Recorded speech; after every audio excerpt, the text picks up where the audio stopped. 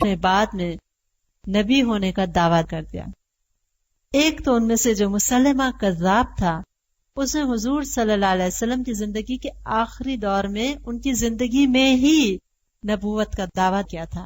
آپ صلی اللہ علیہ وسلم کے پاس آ کے تعلیم حاصل کر کے گیا، اور بدنصیبی آپ دیکھیے کہ اس صحبت کے باوجود بدنصیب ہوا اور جھوٹی نبوت کا دعویٰ کر دیا۔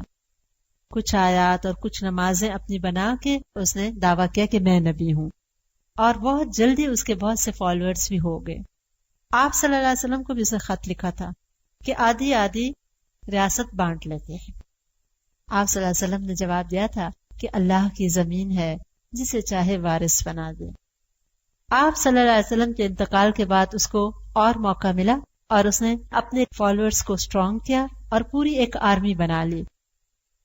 حضرت بکر صدیق رضی اللہ تعالیٰ عنہ نے فوجیں بھیجی، اور بالآخر حضرت خالد بن ولید رضی اللہ تعالیٰ عنہ کے ہاتھوں فتح ملی اور مسلمہ کذاب مارا گیا۔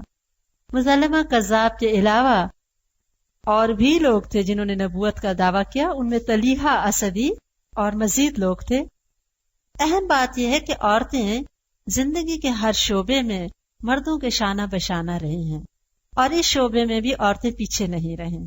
ایک خاتون جس کا نام سجاہ تھا، اس نے بھی جھوٹی نبوت کا دعویٰ کیا کہ میں نبیہ ہوں۔ انتہائی ہوشیار عورت تھی، آخر میں آ کے مسلمہ کذاب سے مل گئی۔ ان دونوں نے مل کے اپنی نبوت کا دعویٰ کیا، اور ان دونوں کی طاقت میں بھی بہت زیادہ اضافہ ہوا۔ اس نے مسلمہ کذاب سے شادی کر لی، اور ان دونوں نے اپنی شادی کی خوشی میں صبح اور رات کی نمازیں معاف کر دیں۔ لیکن مسلمہ کذاب مارا گیا، اور سجاہ کا بھی زور ٹوٹ گیا، اور یہ خطرہ ختم ہوا۔ چوتھا مین مسئلہ جو حضرت ابوبکر رضی اللہ تعالیٰ عنہ کو پیش آیا تھا، وہ تھا عام بغاوت اور ارتداد، اپوسٹسی، یعنی بہت سے مسلمان مرتد ہو گئے، اسلام سے پھر گئے، اور بہت سے باقی جو حکمران تھے جو مسلمانوں نے ہی بھیجے تھے، انہوں نے بغاوت کر کے اپنے انڈیپینڈنٹ اسٹیٹس ڈکلیئر کر دیں۔ ان سب کے خلاف انہوں نے فوجیں بھیجی اور اس مصیبت کو بھی ختم کیا، ٹوٹلی کرش کیا اس ریبیلین کو، اور جو مرتدین تھے ان کو یہ کہلا کے بھیجا کہ مجھے ان لوگوں کے حالات معلوم ہوئے ہیں جو پہلے مسلمان ہوئے تھے مگر اب دین سے ہٹ گئے ہیں۔ انہوں نے در حقیقت خدا کو پہچانا ہی نہیں، اور وہ شیطان سے قریب ہو گئے ہیں، حالانکہ وہ انسان کا دشمن ہے۔ میں تمہارے پاس مہاجرین اور انصار کا ایک شخص فوج کے ہمراہ روانہ کر رہا ہوں جو تمہیں خدا کی طرف بلائے گا۔ جو شخص اس کی بات مان لے گا وہ اسے قتل نہ کریں گے اور نہ اسے لڑیں گے، اور جو باز نہ آیا تو اس کے خلاف تلوار اٹھائیں گے، اور کسی سے اسلام کے بغیر کچھ بھی قبول نہ کیا جائے گا۔ میں نے اپنے قاصد کو حکم دیا ہے کہ میری اس تحریر کو عام لوگوں میں سنا دے، اور یہ نشانی مقرر کی کہ جس بستی میں سے اذان کی آواز آئے گی ان سے تعرض کیا جائے گا۔ یہ یاد رکھیے کہ یہ مسلمانوں کی بستیوں کی طرف احکامات جا رہے ہیں، جو لوگ آلریڈی مسلم تھے اور پھر اسلام سے ہٹ گئے تھے۔ اس کا فائدہ یہ ہوا کہ بہت سے لوگ تو ویسے ہی واپس اسلام کی طرف آ گئے، اور جو کچھ نہیں مانے ان کے ساتھ تھوڑی بہت فوجی کاروائیاں ہوئیں، اور یوں یہ مسئلہ بھی ختم ہو گیا۔ جو باغی لوگ تھے وہ بھی سارے ٹھیک ہو گئے، اور جو ایک اور مین مسئلہ تھا وہ تھا منکرین زکوٰۃ۔ کچھ مسلمان قبائل نے یہ کہا کہ ہم مسلمان تو ہیں، تمام فرائض پورے کریں گے، لیکن زکوٰۃ نہیں ادا کریں گے۔ حضرت ابوبکر رضی اللہ تعالیٰ عنہ نے فیصلہ کیا کہ ان کے خلاف فوج بھیجی جائے گی۔ حضرت عمر رضی اللہ تعالیٰ عنہ نے کہا کہ ان کے خلاف تلوار کیسے اٹھا سکتے ہیں جبکہ یہ مسلمان ہیں اور کلمہ گو ہیں۔ حضرت بکر رضی اللہ تعالیٰ عنہ نے کہا خدا کی قسم، جو شخص حضور صلی اللہ علیہ وسلم کی زندگی میں ایک بکری کا بچہ بھی زکوٰۃ میں دیتا تھا، اگر وہ اس سے انکار کرے گا تو میں اس کے مقابلے میں جہاد کروں گا، اور خود تیار ہو گئے کہ میں خود جاتا ہوں۔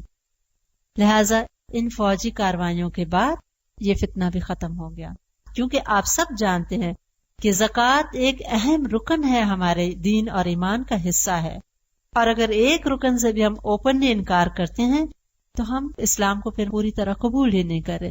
اور یہ ایک بہت بڑا فتنہ تھا، اگر اس کو اس وقت نہ دبایا جاتا آج نہ جانے اور کتنے فتنے اٹھ جاتے.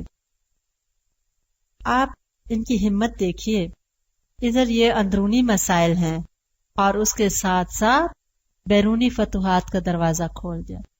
یہ نہیں سوچا کہ ابھی یہ مسئلہ تو ختم ہو جائے پھر دوسرا مسئلہ میں چھیڑوں گا.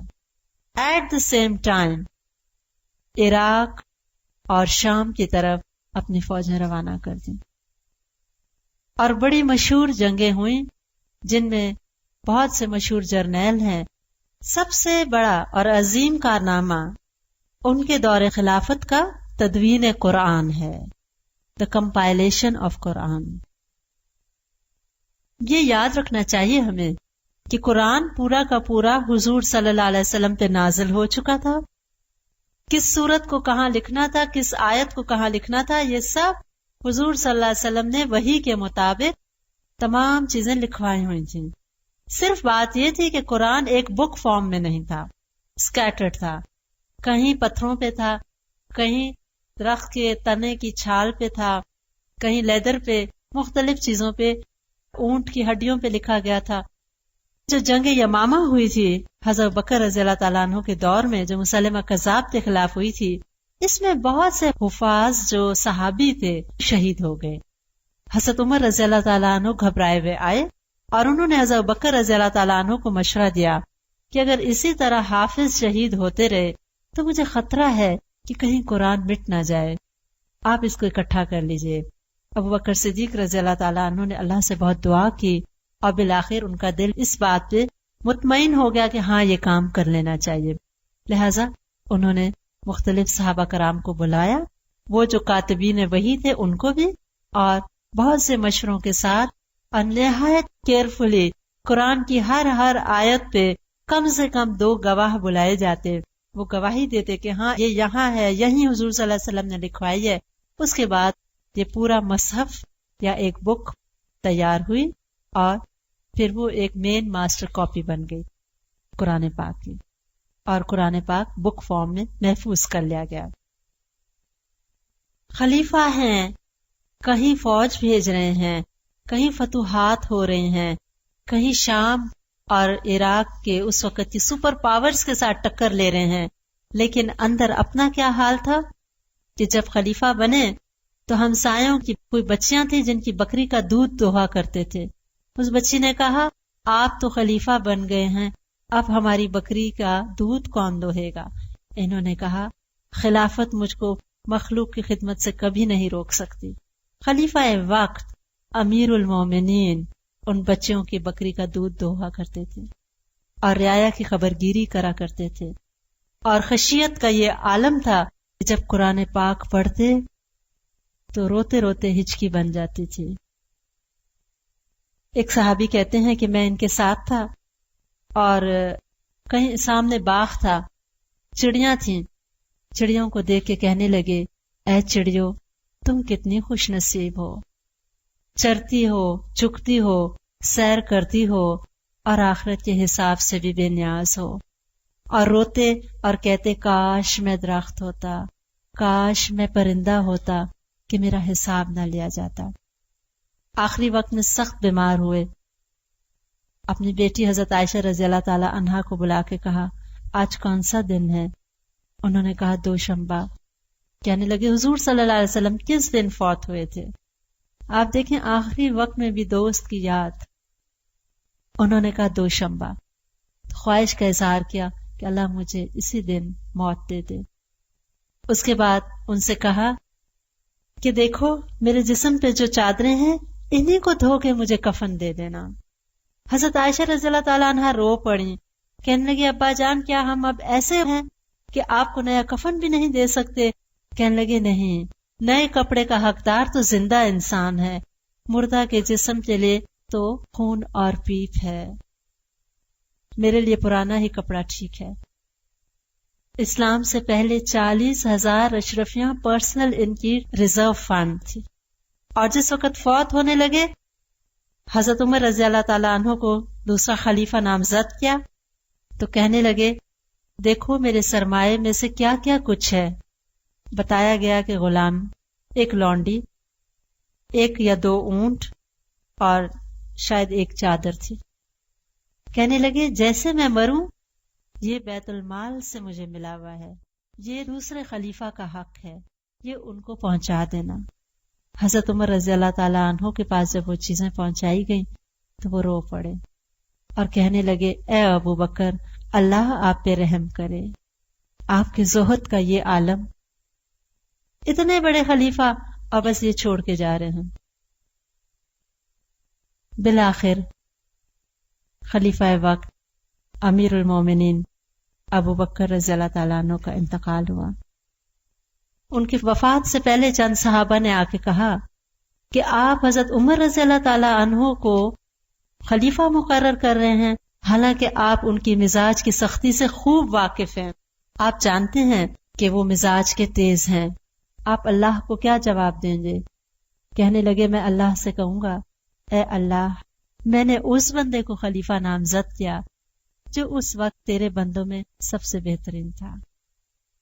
آخری وقت تک حضور صلی اللہ علیہ وسلم کو یاد کرتے رہے. بیت المال سے صرف اتنا لیتے تھے کہ مختصر سا لباس، کھانا اور بیسک ریکوائرمنٹس پوری ہو جائیں. اور یوں نہایت امانت صداقت کے ساتھ یہ خلیفہ دنیا سے رخصت ہو گئے. لیکن اتنی اسٹرانگ بنیادیں دنیا میں چھوڑ گئے اسلامک امپائر کی کہ پھر بعد کے خلیفہ نے نہایت آسانی سے اس کو واسٹ کیا اور بہت جلد اسلام دنیا کے گوشے گوشے تک پھیل گیا. یہی ہے ہمارے ہیروز اور انہی کو ہم نے فالو کرنا ہے. یہی وہ لوگ ہیں جن پہ اللہ کا انعام نازل ہوا. اللہ تعالی ہمیں ان کا راستہ اپنانے کی توفیق دے. آمین.